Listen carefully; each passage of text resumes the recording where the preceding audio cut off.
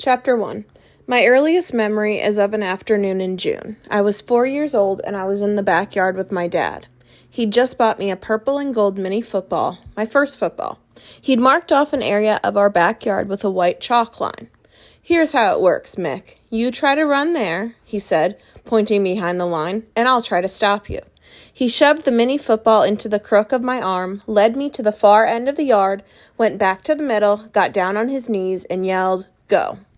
I took off running and toward the end zone. Our backyard is narrow, his arms are long, and even on his knees he could move fast enough to catch a 4-year-old.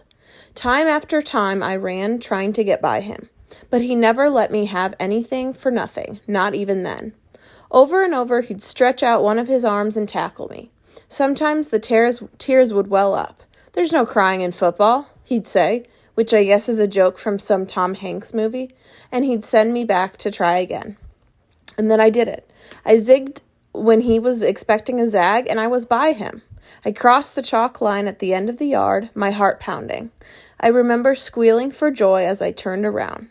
He was lying on the ground, arms reaching toward me, a huge smile on his face. "Touchdown, Mick Johnson," he yelled. "Your first touchdown."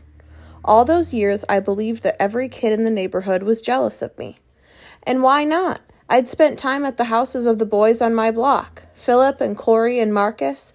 I'd seen their dads sprawled out on the sofa. Mostly they'd ignore me, but if they asked me something, it was always about school. I'd answer, and then they'd go back to their newspaper. These fathers drove delivery trucks or taught high school or worked in office buildings in downtown Seattle. They wore glasses, had close cropped hair, and either had bellies or were starting to get them. Everything about them seemed puny. My dad was bigger and stronger than any of them. His voice was deeper, his smile wider, his laugh louder. Like me, he has red hair, only his was long and reached his shoulders. He wore muscle t-shirts that showed his tattoos. On one shoulder a dragon, and on the other a snake. He kept a keg of beer in the den, and whenever he filled his beer stein, he'd let me sip the foam off the top. The way he looked, the way he acted, those things alone put him a million miles above every other kid's father. But there was only one thing that absolutely sealed the deal. My dad was a star. Our den proved it. It was down in the basement, across from my mom's laundry room, and it was filled with scrapbooks and plaques and medals. 2 walls were covered with framed newspaper articles.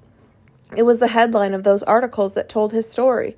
I'd used to go downstairs into the den, pick up one of the game balls that he kept in a metal bin in the corner, and walk around and read them, feeling the laces and the leather of the football as I read.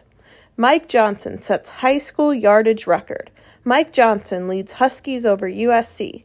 Mike Johnson named to all Pac-10 first team. Mike Johnson selected in the 3rd round.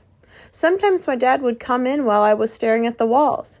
He'd tell me about a touchdown run that he'd made in a rainstorm against Cal, or the swing pass in the Sun Bowl that he'd broken for 65 yards. When he finished with one of his stories, he'd point to the 2 bare walls. "Those are yours, Mick," he said. "You're going to fill them up with your own headlines." My mom had been a top gymnast at the University of Washington the same years my dad was on the football team. She runs around Green Lake every morning, and she used to do the Seattle to Portland bicycle race, so she knows all about competition. But every time she heard my dad talk about me making the headlines, she'd put her hands on my shoulders and look at me with her dark eyes. "You don't have to fill any walls with anything," she'd say. "Just be you." Then she'd point her finger at my dad. "And you stop with all that bare wall stuff." My dad would laugh. "A little pressure is good for a boy. Keeps him on his toes." Chapter 2. I started kindergarten a year later than most kids, so all my life I've been older than my classmates. When kids hear you're a year older, they assume you're stupid. But my mom says I knew my numbers and most of the letters of the alphabet and that I was ready for school. Holding me out was my dad's idea.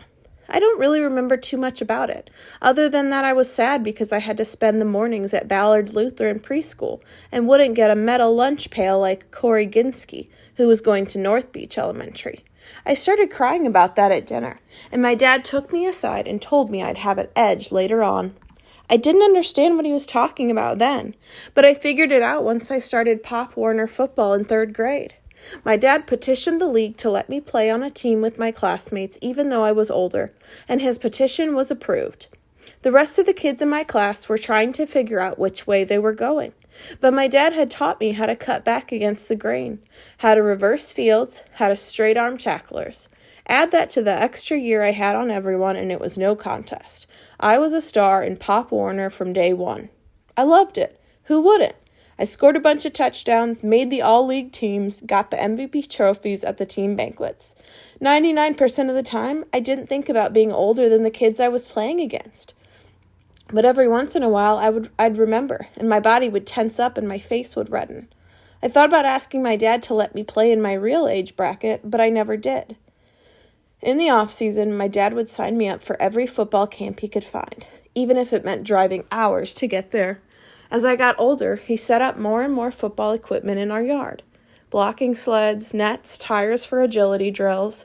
My mom didn't like that everything was football, football, football. Mick needs some balance in his life, she'd say. What would you like him to do? My dad would answer. He's going to be way too big for gymnastics. I don't know. Something other than football 365 days a year? Whenever they had that argument, my dad always turned to me. Do you want to turn out for soccer this year, Mick? He'd asked. I'd shake my head. What about basketball or baseball? No, I'd say. Chess? The Math Olympiad? I just want to play football. My dad would smile. My mom would shake her head, and that would be the end of it. For a while. It was true what I said, that I loved football. But something else was true, too. I'd played basketball a little, played baseball a little, played soccer a little. I'd played them all enough to know that I was nothing special in any of them, and never would be. If I was going to make my mark, it was going to be on the football field.